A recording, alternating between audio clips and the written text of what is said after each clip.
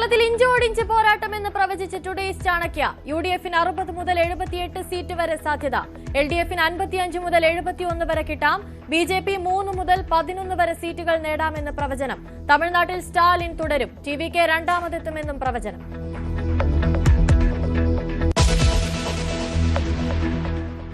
Exit പോളിൽ കൂട്ടിയും കിഴിച്ചും മുന്നണികൾ. പ്രതീക്ഷയിൽ പാർട്ടികൾ.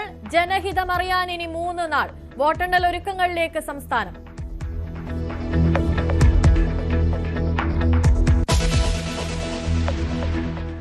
സർക്കാർ വിരുദ്ധ വികാരമില്ലെന്ന് തെളിഞ്ഞ എം.വി. ഗോവിന്ദൻ. സർവേ എപ്പോഴും ശരിയാകണമെന്നില്ലെന്ന് ടി.പി. രാമകൃഷ്ണൻ. വലിയ ആത്മവിശ്വാസം നൽകുന്നുവെന്ന് സാദിഖ് അലി തങ്ങൾ. പ്രവചനങ്ങൾ സത്യമാകാനാണ് സാധ്യതയെന്ന് കെ. മുരളീധരൻ.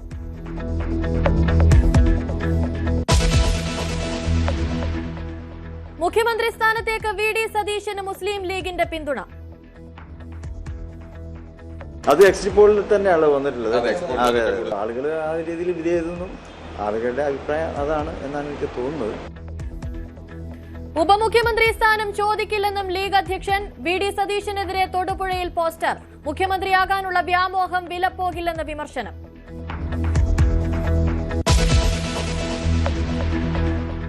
പോളിംഗ് ഉദ്യോഗസ്ഥർക്ക് പോസ്റ്റൽ വോട്ടിന് ഇനി അവസരമില്ല. തെരഞ്ഞെടുപ്പ് കമ്മീഷന്റെ വാദം അംഗീകരിച്ച് ഹൈക്കോടതി. വോട്ട് നിഷേധം ഉന്നയിക്കേണ്ടത് റിട്ട് ഹർജിയിലൂടെയല്ല, തെരഞ്ഞെടുപ്പ് ഹർജിയിലൂടെ വേണമെന്ന് കോടതി.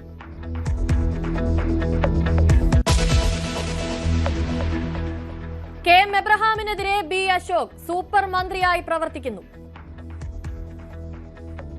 2018 റിട്ടയർ ചെയ്ത ശ്രീ കെ. എം. എബ്രഹാമിനെ ഇല്ലാത്ത ഒരു പൊസിഷൻ സൃഷ്ടിച്ച് അങ്ങനെ ചീഫ് പ്രിൻസിപ്പൽ സെക്രട്ടറി എന്നൊരു പൊസിഷൻ IAS കേഡറിലില്ല, സംസ്ഥാന സർവീസിലും ഇല്ല. അവിടെ കൊണ്ടുവന്ന് അധിക ചുമതലയിൽ അപ്പോയിന്റ് ചെയ്തു.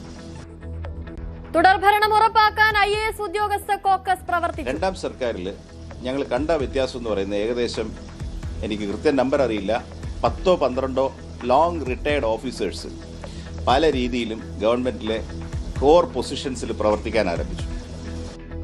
സസ്പെൻഷൻ നടപടിയിൽ പരിഹാസവും വെല്ലുവിളിയും.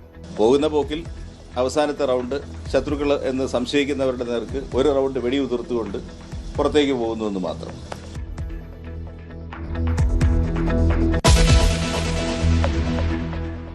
കന്യാകുമാരിയിൽ കാണാതായ സഹോദരിമാർ മരിച്ച നിലയിൽ. മൃതദേഹം കണ്ടെത്തിയത് മത്സ്യത്തൊഴിലാളികൾ. ബംഗളൂരുവിൽ മരിച്ച മലയാളികൾക്ക് വിട നൽകി നാട്. അന്ത്യാഞ്ജലി അർപ്പിച്ച ആയിരങ്ങൾ.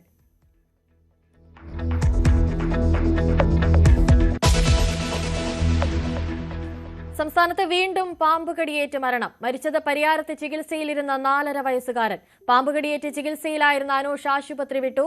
ആര്യനാട് കോഴിക്കോട്ടിൽ നിന്നും പെരുമ്പാമ്പിനെ പിടികൂടി.